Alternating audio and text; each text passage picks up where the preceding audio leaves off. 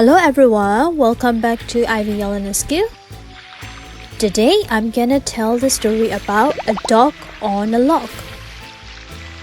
On a beach by a tree sat my family and me. Then shouted a hawk, "There's a dog on a log!" A dog on a log? Well, how can that be? He must be saving that big, frightening flea.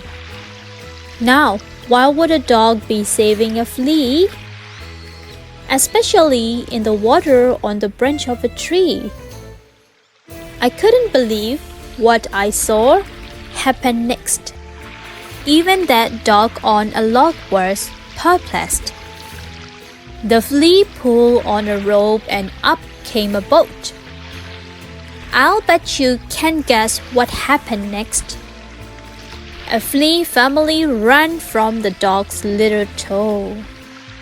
They got into the boat and began to row.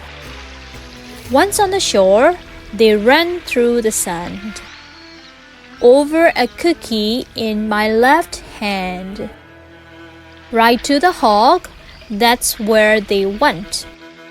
They found a new home with an unpleasant scent. As for the dog, he'll stay riding that log. As for me, ouch, I think I have a flea. Thanks for listening. Bye bye.